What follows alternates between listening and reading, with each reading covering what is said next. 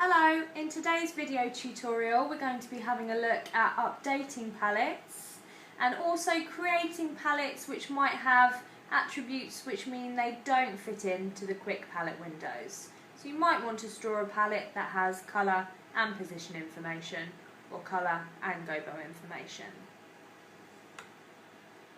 So the advantage of recording things using palettes is that if you then update a palette, it will link through to everywhere else it's saved and update that information for you. So if you're touring a show, you might be needing to update your position palettes every night. So this might mean you just need to update 10 position palettes rather than 300 cues. Okay, so if I apply my audience palette, when you want to update it, always play it back first, then make the updates, and then once you're happy with it, go on to record it. Now we're using a palette which currently only contains position information, and we only want to update the position information. So there is a quick merge function for just updating attributes that already exist within a palette.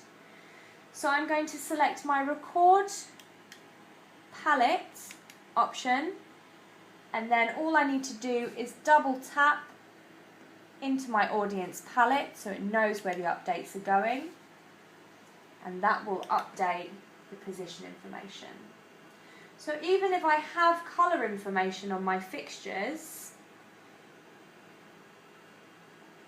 when I use record palette and then a double tap to quick merge, it will not add in attributes if they didn't already exist within the palette. So it's only updated the pan and tilt information, and it's continued to mask off the colour information because it was never in the palette.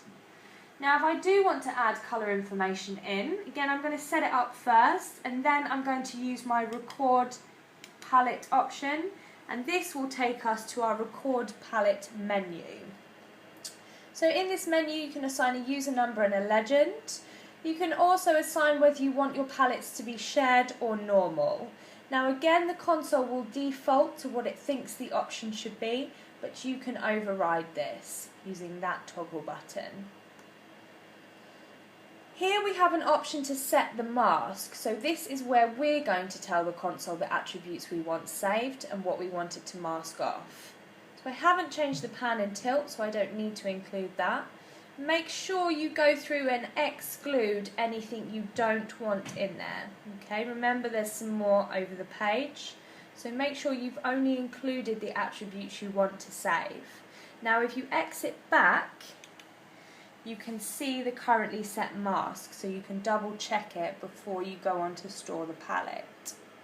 Now again, I'm going to tap into the palette once so it knows where the updated information is going.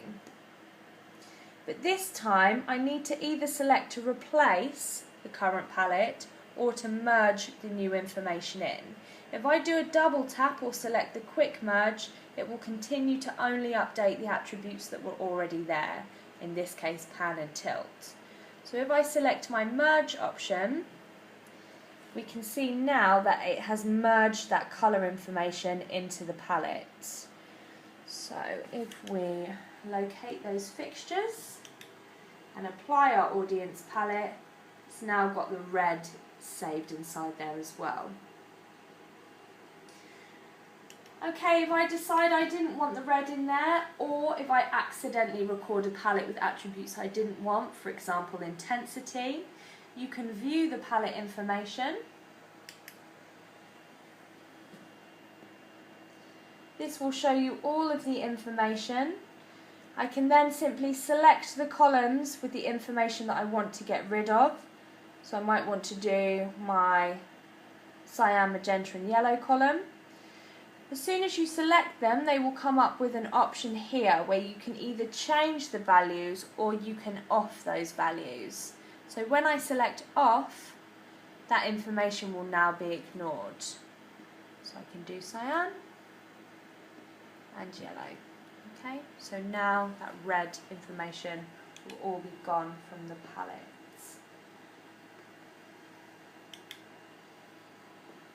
So now it plays back with just the pan and tilt information.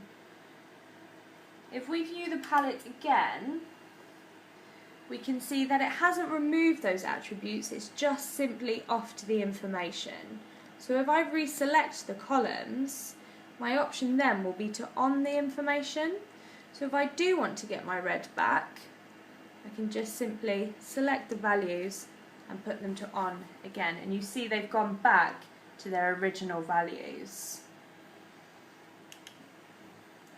So now if I play the palette back, we've got our red information back as well.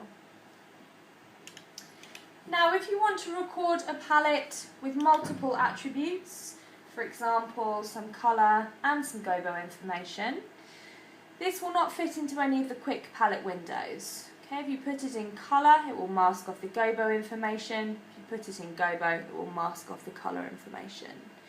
So in this case, you'll again need to use your record palette menu once you've set up the palette. Set your mask to include the attributes you want saved. Remember just to exit back and double check that mask is set correctly. And then you can assign that palette to whichever window you like. So I can put it in colour, position, or gobo and beam. So I'm going to pop it in this one. And then again, with the highlighted attributes, we can see underneath that it has colour and gobo information.